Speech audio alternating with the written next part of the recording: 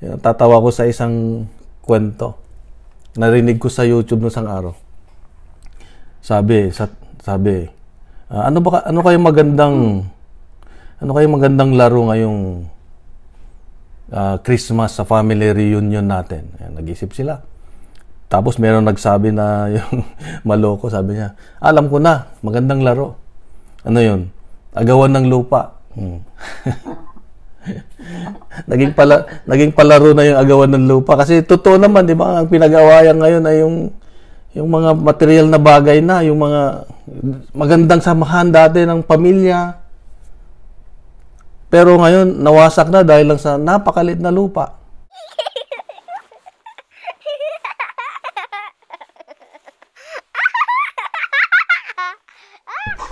Ang ebanghelyo ngayon ay hango sa ebanghelyo ni San Mateo. Matthew chapter 13 verses 33 to 37. The Lord be with you. And with your spirit. Amen. Noong panahong iyon, sinabi ni Jesus sa kanyang mga alagad, mag-ingat kayo at maging handa sapagkat hindi niyo alam kung kailan ang takdang oras. Katulad nito ay isang taong umalis upang maglakbay sa malayong lupain. Ipinababahala ang kanyang tahanan sa mga alipin na binigyan ng kanya-kanyang gawain. At inuutusan ang bantay pinto na maging laging handa sa kanyang pagdating. Gayon din naman, maging handa kayong lagi sapagkat hindi ninyo alam kung kailan darating ang puno ng sambahayan. Maaring sa pagdilim, sa ating gabi, sa madaling araw o kaya sa umaga. Baka sa kanyang biglang pagdating ay maratnan kayong natutulog. Ang sinasabi ko sa inyo ay sinasabi ko sa lahat, maging handa kayo. Mga kapatid, itong mabuting balita ng ating kaligtasan.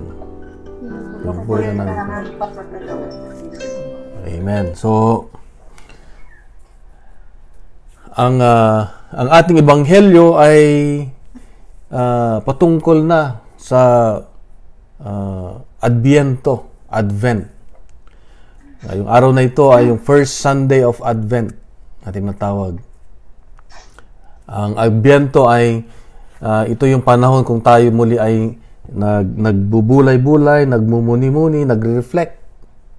Noong unang panahon pala, ang Advent ay 40 days din yung ating sineselebrate. Gaya nung Lent na 40 days.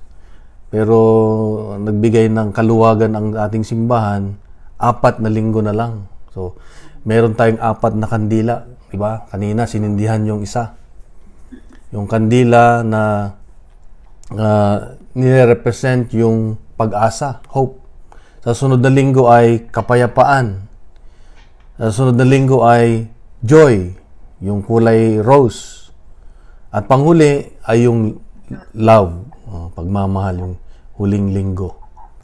So, ang focus natin ngayong linggo ay yung pag-asa. Hindi tayo mawawalan ng pag-asa. Maalala ko nung kami ay umuwi, nung last 2 weeks, nag-birthday nga yung mother ko ng 83rd birthday. At aming sinorpresa. Di namin talaga sinabi, maliban sa aking kapatid sa Maynila, siya yung aking kakutsaba. Buti na lang hindi siya nag-squill. Nung kinakanta na yung mother ko ng happy birthday, bigla kaming sumulpot. Lalo nung nakita niyo yung kanyang 2 apo na matagal na niyang hindi nakikita. Siya tuwan-tuwa, na-sorpresa talaga. Siya ay nabulaga dahil hindi niya alam kung anong sasabihin niya dahil sa sobrang tuwa. Yan, na-sorpresa. Alam niyo po ang tayo sa buhay natin, maraming beses na tayo ay nabibigla, nasusorpresa. Ang kinakatakutan ko nun, pag sinorpresa namin ng mother ko, baka may mangyaring hindi maganda, kaya panay ang dasal ko kasi may high blood. Baka may high blood. Yung tatay niya kasi namatay sa high blood, nabaliktad na lang. Pero mabuti ang Diyos kasi ang bunga ng pagkasurpresa namin ay kagalakan. Kagalakan. Yan. So, ang surpresa ay either negative or either positive. At ngayong Advent, ang sorpresa, mayroon tayong sorpresa galing na darating si Lord. Pero ang sorpresa na ito ay alam na natin na darating siya.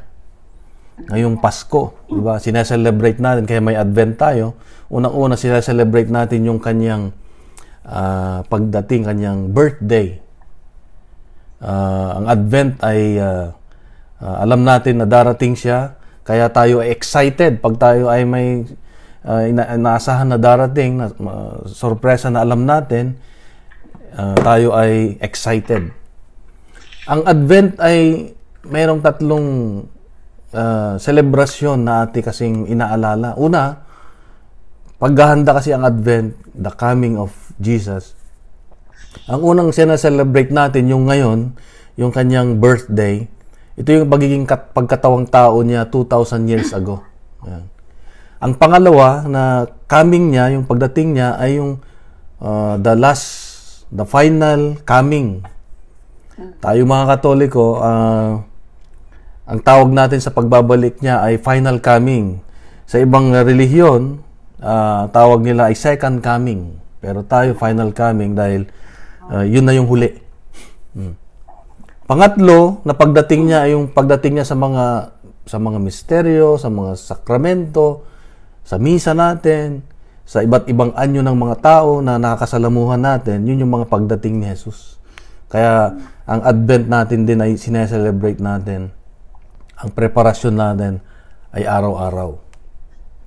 Sabi ko nga, ang paghahanda, ang pagkakaroon ng sorpresa sa buhay ay pwedeng maging tragic o pwedeng maging pleasant. Pwedeng yung nga, hindi maganda o maganda rin.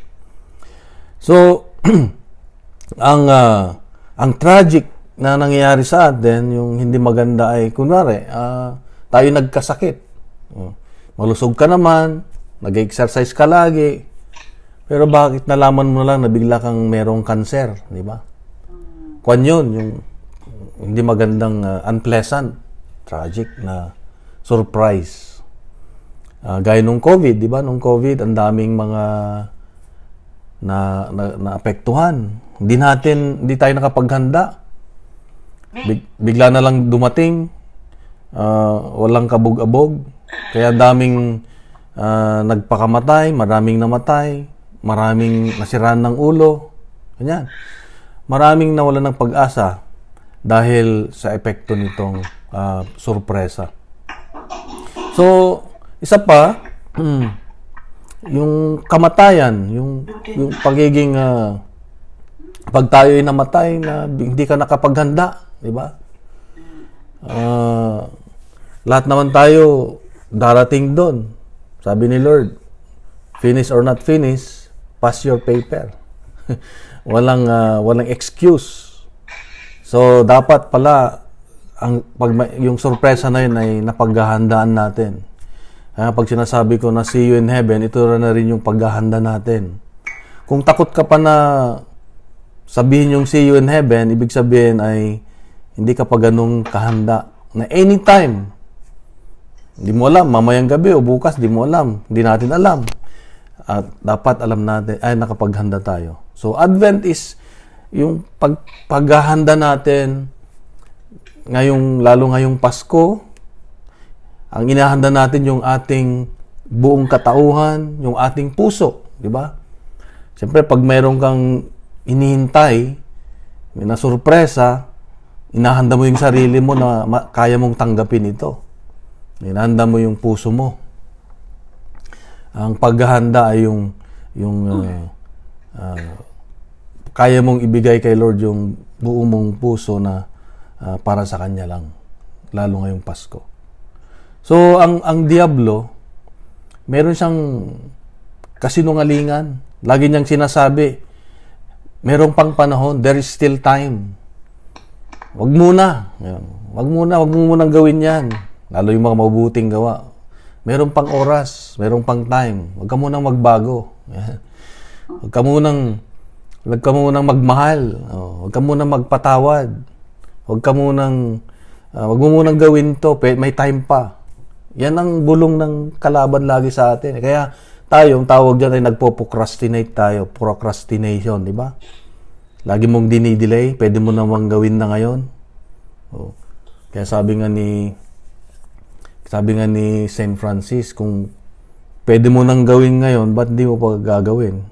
Minsan ka lang daraan sa ganitong panahon, gaya ngayon, yung prayer meeting na ito. Minsan lang ito. Bakit hindi mo pa ibigay sa Diyos? Yan, dahil hindi mo alam kung daraan ka pa. Kaya nga, sabi nga may kanta ni Jeremiah, diba? Nanghihinayang puso ko. Hindi ko nasabi yung aking nararamdaman. Yan na naman tayo sa yung paborito ng kanta ni Sister Sonia. Love kills you. So walang oras na, di natin alam kung kailan. Huwag natin pakinggan yung bulong ng kalaban na there's still time. The time is now. Kailangan lagi tayong naghahanda. Lagi tayong preparado na anytime, pwede mo, Lord, anytime. Pero wag muna ngayon. So, unpleasant surprise. Mayroon tayong mga unpleasant surprises sa buhay din natin para to remind us. Minsan kasi, pag hindi tayo nasa-surprise ako, minsan, komportable na tayo sa buhay natin, di ba? Na parang, okay na rin, okay na. Pero pag nasusurprise ka, naalala mo si Lord. Minsan, pinapayagan ni Lord yun para maalala natin siya. Gaya nung COVID, para tayo matutong kumapit sa Kanya. Di ba nangyari sa COVID? Ibinalik natin yung mga basics natin, yung mga essential sa buhay natin. Dati-dati hindi ka pala dasal, dati-dati hindi ka pala simba, o araw-araw na ka na nagsisimba doon sa online. Dahil bumalik sa very basic. Pinalala ng Diyos sa atin ngayon na anytime pala pwede niyang bawiin ang lahat. Pwede niyang kunin ang lahat. Pinakita niya na mas mahalaga siya kahit anong meron tayo. Hindi yung kayamanan natin. Hindi yung anong meron ka. Anytime, pwedeng, yun nga, ang inahanap natin, di ba, sa deathbed experience natin, marami na tayo naririnig na kwento. Yung mga nakaranas ng halos, yung kamatayan na bumalik, di ba? Experience nila. Ano ba yung, pag ikaw ay namatay, pag tayo namatay, ano ba yung hinahanap natin? Nahanap ba natin yung, mayroong magsasabi sa atin na, oh, ang ganda-ganda naman ng bahay mo. Ang ganda-ganda naman ng kayaman, ang yaman-yaman mo naman. Yan. Ang dami mo natapos na kurso. Yan. Yun bang gusto nating marinig? Sabi nila, hindi na eh. Ang hanapin mo raw, pag ikaw ay nasa kamatayan na, yung last breath mo na, ay yung mga taong malapit sa'yo, ano yung masasabi nila nung ikaw ay nabubuhay, di ba? Hanapin mo na yung kapatid mo. Nasaan na si bunso? Nasaan na si ate? Nasaan na si kuya? Nasaan na si ganyan? Nasaan na si nanay? Hanapin mo yung relasyon. Di ba? Ang hanapin mo yung relasyon. Para bang, tatawa ko sa isang kwento. Narinig ko sa YouTube noong isang araw. Sabi, ano kayong magandang laro ngayong Christmas sa family reunion natin? Ayan, nag-isip sila. Tapos meron nagsabi na yung maloko, sabi niya, alam ko na, magandang laro. Ano yun? Agawan ng lupa. Naging palaro na yung agawan ng lupa. Kasi totoo naman, di ba? Ang pinag-awayan ngayon ay yung mga material na bagay na, yung mga magandang samahan dati ng pamilya. Pero ngayon, nawasak na dahil lang sa napakalit na lupa. Pinag-aawayan. Ang problema ngayon sa Middle East, lupa, di ba? Kaya nag-aaway. Sabi nga ng isang komentaryo, pinag-aawayan nila yung lupa, pero doon din sila namamatay, doon din sila ililibing. Di ba? Ba't mo pasasayangin yung lakas mo, yung oras mo, yung panahon mo na makipag-away dahil lang sa lupa o mga bagay na Di natin madadala. Diba? Pag tayo namatay, pare-pareho tayo ng kahon. Walang aircon. Walang bintana. Oh. Diba? Ba't pasasayangin natin yung ganung mga bagay pinag-aawayan natin? Di, mas maganda na lang yung, mas importante kasi ngayon yung relasyon natin. Amen. Alala ko ulit na naman yung nangyari sa aming magkapatid ng kapatid ko. Nag-away, hindi naman, nagtampo. Hindi ko alam ano naging kasalanan ko. Pero, nung time na siya may tampo, mas nangibabaw sa akin yung aming relasyon. Sabi ko, mahal ko yung kapatid ko. Kami dalawa na nga lang, may tampo pa siya. Kaya ako yung lumapit na. Hindi ko na alam kung ako may kasalanan o hindi. So, importante, ma-restore yung nasirang relasyon. Kasi, sayang yung pinapakinggan natin. Sayang natutunan natin kung hindi natin ina-apply, di ba? So, itong sorpresa, itong paghahanda ngayong gathering, nung Advent natin ay ihanda rin natin yung puso natin. Kung minsan kasi masyado tayong busy ngayong Pasko sa mga regalo, di ba? Which is hindi masama. Magandang kultura na natin mga Pilipino yung mapagbigay, yung may mapasaya, di ba? Kaya nga yung mga OFW natin, tayo mga OFW, di ba? Puro malakas ngayon yung balikbayan box o yung mga box na pinapadala natin kasi pinupuno natin ng kung ano-ano dahil gusto natin ipadama yung pagmamahal ngayong Pasko. Which is very, very wonderful. Very great. Yeah. Kaya lang, huwag natin kalimutan na meron din tayong dapat ihanda yung sarili natin kung saan mananahan ang Diyos. So, ngayong ang taong hindi naghahanda, ang iniisip lang niya ay ang kanyang sarili. Pag hindi ka naghahanda ngayong Advent, ngayong pagdating ng Pasko, iniisip mo lang yung sarili mo. Hindi mo na iniisip yung iba na nararamdaman ng iba. So, sabi ko nga ang mga surprises natin, ang mahalaga ay yung mga relasyon natin. Ang mahalaga yung ating pagkakaisa. Sa community na lang, parating na yung Christmas party nyo, nabasa ko yung imbitasyon ninyo. Well, ang pinakamahalaga pa rin talaga yung, di ba mas masaya kung nagkakaisa tayo sa community. Wala yung tampo, mas masaya yung pag-celebrate kaysa mayroong hidwaan. Ngayong Advent, ay sabi ko kanina, alam natin na mayroong magandang sa ayaw at sa gusto natin, isa-celebrate natin ang Pasko. May COVID o wala, mayroong Pasko. Why? Because it's a surprise na alam natin na mangyayari.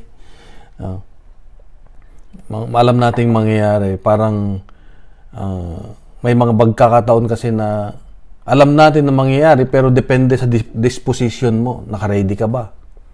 For example, mag-exam ka. Maalala niyo pag nag-exam ka, pag hindi ka nakapaghanda, siguradong masusurpresa ka. Baka mablangko ka, o baka madidepress ka, kasi hindi ka nakapag-review hindi ka nakapaghanda. Pero alam mong mag-exam ka, naghanda ka, well, excited ka na mag-exam. Dahil nakapaghanda ka. Dahil magaling ka. Sabi ng isang classmate mo, dahil magaling ka, maghanda ka. Ayan. So, sa inyo rin na nanganak, di ba? Magkakaroon ka ng sorpresa dahil manganak ka nga, pero hindi mo alam ano yung magiging bunga. Kung makalalampasan mo, o marami hindi nakalampas, o mabubuhay ka, di ba? So, depende sa disposition mo, depende sa paghahanda mo rin. So, Advent is our time for waiting. Habang tayo naghahanda, tayo naghihintay, sabi nga, kailangan meron tayong ginagawa. Doon sa ebanghelyo natin, dapat huwag kang madatnan natutulog. Ibig sabihin, habang ikaw ay naghahanda, dapat meron kang ginagawa. Hindi, marami kasi sa atin, pag naghintay tayo ng mga bisita natin, kunwari, parating na. Hindi na tayo gumagawa, nakaupo na lang. Hintay mo na lang na darating. Tapos pag na-delay, sa kahihintay mo, nainip ka, nagagalit ka na pagdating, naasar ka na dahil na-delay. Yan. Pero kung meron kang ginagawa habang ikay naghihintay, di ba? Hindi mo naramdaman na kahit delay sila. So, ganun din ang Diyos natin. Hindi natin alam kung kailan. Hindi natin alam kung kailan siya darating. Kaya ang gagawin dapat natin ay tuloy lang yung paggawa ng mabuti. Tuloy lang yung ginagawa nating prayer meeting. Tuloy lang yung paglilingkod, yung pagsaserve. Tuloy lang yung ating trabaho. Pero habang ikaw ay nagtatrabaho, inihanda mo na rin yung sarili mo. For a pleasant surprise. So, ang Diyos natin ay umaasa na maihanda natin ang sarili natin ngayong Christmas. Alala ko yung isang kwento na mayroon daw isang amo, binigyan niya yung kanyang dalawang kasama, trabahador ng regalo. Yung isa, yung babae, binigyan niya ng 5,000. Yung lalaki, binigyan niya ng guantes lang. yung lalaki, hindi na niya tinignan, hindi na niya binuksan yung guantes. Basta nung nakita niya na guantes lang, tinapo na niya sa apoy dahil sa sama ng loob. Kinabukasan, tinanong ng amo. Sabi niya, nagustuhan mo ba yung regalo ko? Ay, opo, nagustuhan ko. Yan. So, ba't di mo sinuot? Saka na lang po, wag muna ngayon. Yan. So, nakita mo yung surprise ko, yung sorpresa ko. Sabi niya, wala naman akong nakitang sorpresa. Ano ba yung sorpresa nyo? Hindi mo nakita? Sabi niya, nandun sa mga daliri, nilagyan ko ng tig-1,000. So, sinuksukan niya pala ng tig-1,000, di 10,000 yun. Ko yung guantes, kagaya ng daliri ko na meron pang isang extra, di 11,000 na. Sayang, no? Sayang yung sorpresa, sayang yung hindi niya na-appreciate muna. Meron palang nakatago doon. So, ganoon din po tayo, ang surprise ng Diyos ay, yun nga yung sinaselebrate natin ngayon, yung grasya ng Diyos. Tayo, sabi nga ng isang bishop, Christianity is about grace, yung grasya ng Diyos. Grasya ng Diyos. At sinabi nga na yung kinakanta natin na O Come Emmanuel, di ba? Ewan ko kung kinanta nyo kanina yung Maranatha. Na kinanta natin, Come Emmanuel. Ganyan. Maranatha, kami naghihintay. Yan, kami naghihintay. Ganon dapat yung ating panalangin kasi tayo ay nakasama dun sa dysfunctional world, dysfunctional family, na hindi tayo perpekto, kaya kailangan natin ang Diyos. Kaya kailangan natin yung pagdating niya, pag tayo ay may kailangan, may kahirapan, tinatawag natin si Lord, Lord, come. Di namin kaya na mag-isa. Kaya ang hamon sa atin ay ngayong Advent din ay yung umasa tayo na may pag-asa sa Diyos. Yan. So, Advent is a time for beginning also. 'Di ba tapos na yung ating kalendaryo naman sa simbahan, bago na ngayon, 'di ba? May bagong na ngayon, yung tawag ito, Misalet, tawag doon yung year B na tayo ngayon. So, makikita natin na bago na ang kalendaryo natin sa simbahan. So, bago din dapat meron tayong fresh beginning. Kaya nire-refresh na natin yung sarili natin. Ano ba yung gusto mong baguhin? Yan. Hindi natin hintayin yung New Year. Sa atin, hindi na yung New Year, kundi ngayon na. Ngayon na. Masaya dapat na ang paghihintay natin sa Diyos. Kaya habang tayo naghihintay, dapat mag-ingat tayo. Mag-ingat saan? sa ating mga galaw, sa ating mga gawa. Kasi maaring ito yung susundan ng ibang tao, susundan ng mga bata, susundan ng ating mga sa community. So, ingatan natin yung mga galaw natin, yung mga salita natin. Maghanda rin tayo sa ating ginagawa na hindi tayo dapat mainip. Magbantay. Sabi nga, dun sa huling sentence ng Ebanghelyo, be watchful. Magbantay, mag-ingat. Mag-ingat saan? Sa mga bawal na gawa. Huwag na nating gawin yung mga nakakapaglayo sa atin sa Diyos. So, ang gagawin natin ay habang tayo naghintay ay mag-ingat, maghanda at magbantay. Dahil ito yung dapat nating gawin para habang tayo ay naghihintay sa kanyang sa palapit na Pasko. So, ang tunay na kahulugan ng Pasko ay ay yung yun nga, sineselebrate natin nung unang-una ang kapanganakan ni Jesus. Sa birthday, sa Pasko, huwag natin kalimutan yung the main celebrant, the birthday celebrant. Kausap ko yung isang kaopisina ko isang araw, sabi ko, isang hapon, sabi ko, what is Christmas for you? Sabi ko, Christmas? Sabi niya, Christmas is illumination light. Hindi niya ma-define kung ano yung Christmas. Tapos alam niya, marami daw ilaw. Illumination. Illumination light. Ganun ba? Sabi niya, oo. Kasi ang Pasko dito sa Japan, masaya, maraming ganyan, maraming magagandang ilaw, magagandang, more on commercial, sabi niya. Okay. Tinanong din niya ako, what is Christmas for you? Sabi niya sa akin. Sabi ko, celebrate namin ang Christmas kasi birthday ni Jesus Christ. Kaya nga, Christmas. Hindi ko na pinilit kasi baka hindi rin niya maintindihan. Pero at least, nasabi ko yung bakit natin sineselebrate ang Christmas. Kaya nga, napaka-importante. Naalala ko, di ba sa atin, sa Pilipinas, kahit kubo yung bahay natin, merong star. Diba? May star. Minsan may Belen pa nga eh. Sa bahay namin, hindi nawawala yung Belen. Bakit? To remind ourselves na sa bahay na yon, dahil may star, sa bahay na yon, nandun ang Diyos. Kaya may star. Paalala sa mga dumadaan, paalala sa mga tao na ang pamilyang yun, kaya ka may star, ay kasama ang Diyos.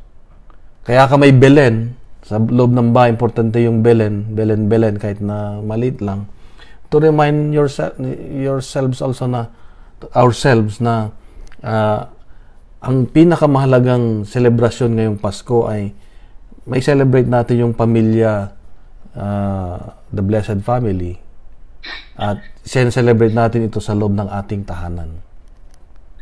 So, paalala natin, bigyan natin ng halaga ngayong Pasko. Sabi nga, ang diwa ng Pasko. Una, yung paghahanda. Pangalawa, si Jesus ang ating sineselebrate. At pangatlo ay magandang regalo natin kay Lord ay yung ating puso. Yung ating buong katauhan. Kung meron pa yung mga bagay na nagiging hadlang, hindi ka pa rin patawad, express yung pagmamahal. Gawin mo na. Marami na akong narinig na umiiyak pag namatay yung isang tao, humingi ng tawad, hindi na niya nasabi yung mahal kita. Hindi ko man lang nasabi na mahal ko siya. Ayan. Kaya nga, habang nakakahinga pa, sabihin mo na mahal mo siya. Dahil ito naman yung talagang diwa ng Pasko. At siguro isang magandang paalala din sa atin yung ngayong Pasko ay pagbibilang ng ating mga biyaya. Ako, sa mga biyaya ko na pinakamaganda sa buong taon ay yung makilala ko kayo. Yan. Isang regalo sa akin yan na hindi ko makakalimutan. Counting our blessing, sabi nga ni Juan, di ba, ni Gary Valenciano. Si Jose Marichan. Counting our blessings. So, Christmas is counting our blessings. Kasi pag yun ang nakikita natin, yun ang nabibilang natin, then mas masaya yung ating Pasko. Amen. Amen. Amen. So, yun ang pagnilay-nilayan natin. Napakaganda ng Advent natin. Pagbubulay-bulayan natin. At nawa, ito'y makadagdag uli sa ating paghahanda ngayong Pasko. Sa ngalan naman ng Anak, ng Espiritu Santo. Amen. Amen. Lord God, thank you for once again, talking to us. Thank you for reminding us once again that the most important thing in life is how we love each other. Pinakamahalaga, Lord, yung makita mo sa aming buhay kung ano ang pinakamahalaga, ang relasyon namin sa iyo at ang relasyon namin sa aming kapwa at mga mahal sa buhay.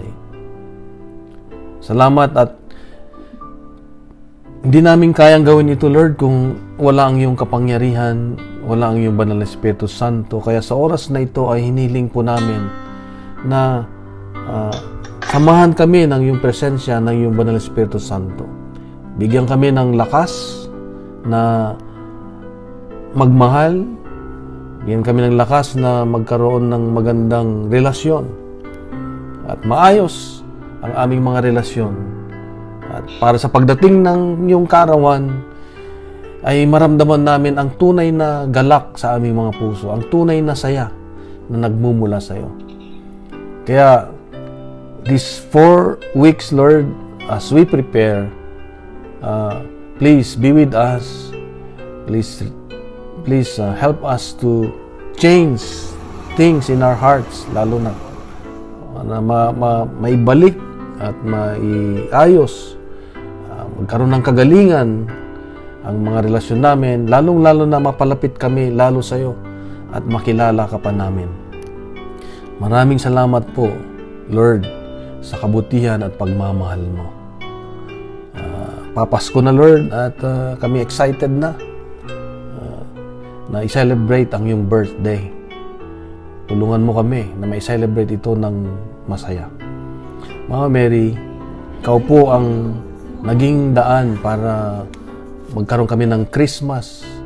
Kaya turuan mo kami kung paano ang dapat naming paghahanda. Ang lahat ng ito ay may aming kahilingan sa iyo sa pamamagitan ng iyong anak na si Jesus kasama ang banal na Espiritu Santo magpasawalang hanggan. Amen. Sa ngalan ng Ama, ng Anak at ng Espiritu Santo. Amen. Amen. God is good. Merry Christmas. Wala pa. Maghanda muna tayo, maghahanda.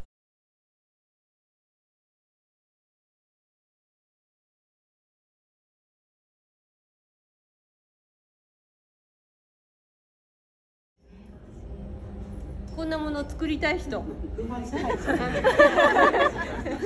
やって縁起でいいのにですね。ところがちょっと私たち惹かれてるのでこうやって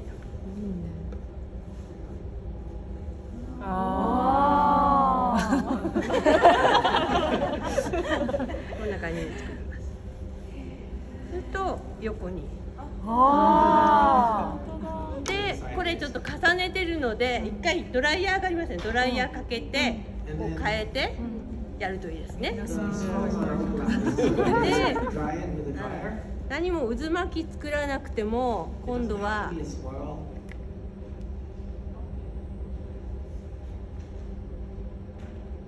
これだけでも楽しいですよね。なんかお魚がちょっと渦巻きの中にこうぴょんぴょん飛んでるように見えません？そうですね、飛びようですね。でちょうど回転した時ここ混ざりますよね。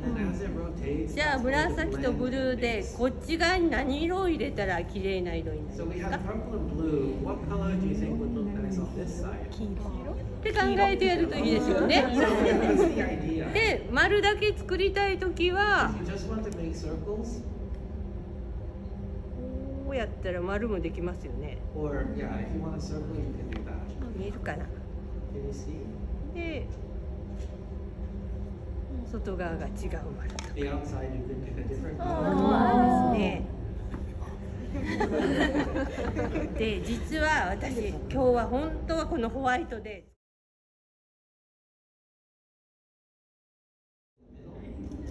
ところがこのコマは人間の目でしか見えません。 But this one will only be カメラで見るとこのままの色になります。 through the human eye, not through the camera. 人間の目で見るとちょっと桜色に。 When seen through the human eye, it will look sakura colored. なんか汚いですよね。 It looks dirty. なんか子供が塗ったような色合い It で looks す like ね it。was done by a 見て kid. てください。 But please watch. で、ちょっと上の方を見てください。 Look at the top. 人間の目で見てください。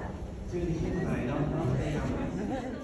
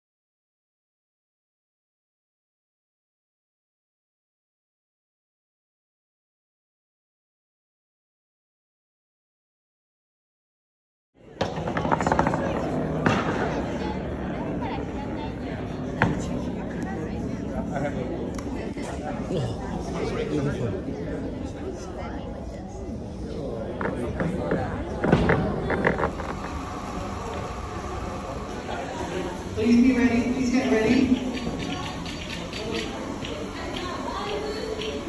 So, on Yukiko-san's count of 1, 2, 3.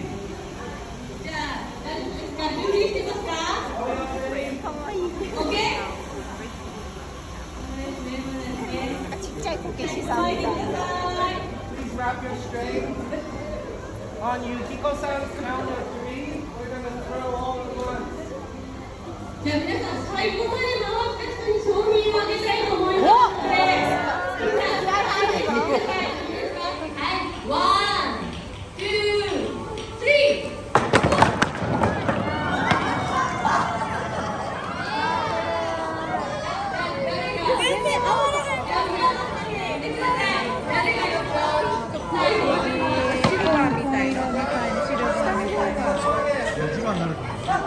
紫っぽくなってます。残り。